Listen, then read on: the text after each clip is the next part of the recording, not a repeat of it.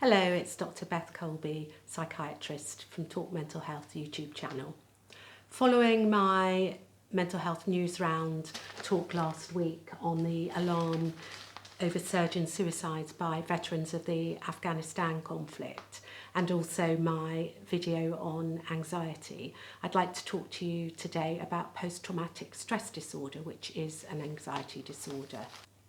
All of us suffer from traumatic events from time to time, whether it being in a car crash or seeing a car crash, seeing people unwell and going into an ambulance, having news of a relative or a friend who's got a sudden illness or suddenly died, or being given bad news ourselves about our own health. People generally will have processed these things, maybe not come to terms with them, but processed the actual event of being told or seen the traumatic occurrence within a month or 6 weeks. We may feel a sense of grief, of anger, of guilt. We may live through the events in our minds, not be able to sleep, have nightmares. And this is the way of the brain processing the information and the emotions. The way I think of it is the brain, all these times it's going through our heads, the brain's deciding where to log in our minds the various different events to make sense of it all. However, 1 in 3 people who suffer from a traumatic event will go on to get post-traumatic stress disorder with the symptoms continuing on. People from certain groups may be more at risk of getting post-traumatic stress disorder, like soldiers, firefighters, ambulance personnel, because of the horrific things that they have witnessed, and also people who have suffered from torture. First main symptom of post-traumatic stress disorder is flashbacks with nightmares and intrusive images. A flashback is where somebody relives the situation as it was when it happened, so people can see, smell, hear, taste, and feel the emotions of the event. It's not necessarily having a video of the whole event going through people's minds, although it could be, but they may see parts of what they saw then, or have the odd image come into their head. This is obviously very distressing and very difficult to live with.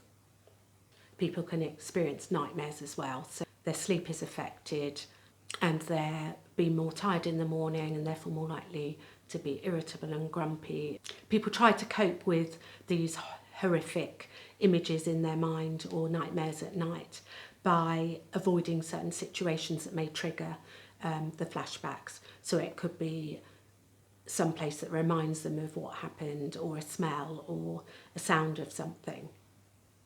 They may also try to numb themselves emotionally from what's going on around them, and this will lead to relationship difficulties and in their social group and in their family.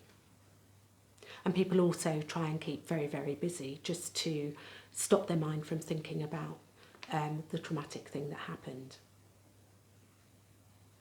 Of course, avoidance doesn't sort everything out. It leads to its own problems, but flashbacks can occur at any time of day and all night if people are awake, and anywhere as well. This may lead to what we call hypervigilance, where people are always on alert and may be jumpy if there's a loud noise or something that may remind them of the event. They become irritable, have symptoms, physical and emotional symptoms of anxiety, panic and fear. And all that adrenaline and cortisol going around in their body makes them constantly ready for the fight or flight response. Before I go on to give a case history of somebody who unfortunately had a fatal end to his post-traumatic stress disorder, I'd like to introduce two other terms. One is delayed onset post-traumatic stress disorder, and that is where the symptoms start over 6 months after the original incident. And as I said in the mental health newsround, and sometimes in veterans of the Afghan war, it's been over 10 years after the incident, in lots of them. So the Minister, Johnny Mercer, is looking worldwide really to try and see if there's something that actually triggers off PTSD at the 10-year point. But so far nothing's been found yet. So that's delayed onset PTSD. Another term is complex PTSD, which occurs in people who've had an upbringing or as an adult suffered from repeated physical, emotional, sexual abuse or neglect. In the article last week, the surge in suicides of veterans of the Afghan wars, there was a case study of a gentleman called Dave Jukes.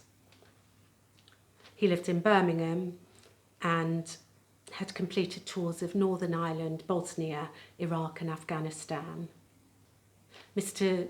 Jukes' widow, Jo Jukes, said that it was his service that killed him in the end.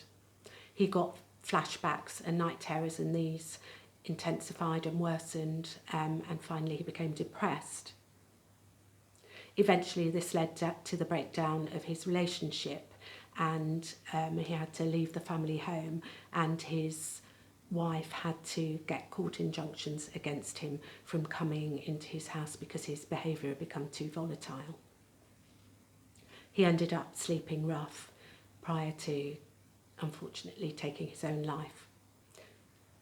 Post-traumatic stress disorder has been known for many, many years. Initially it was known as shell shock or battle fatigue in soldiers. Thankfully now there's more awareness of the condition, and there are psychological and medication treatments for post-traumatic stress disorder. Johnny Mercer, the Minister for Veterans, is expediting government plans for a new mental health service for veterans. So hopefully our soldiers and retired soldiers will be given the help that they need. Thank you for listening. Hope this has been useful and informative.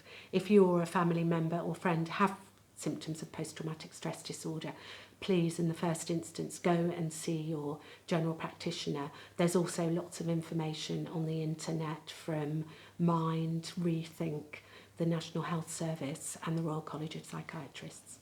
Thank you.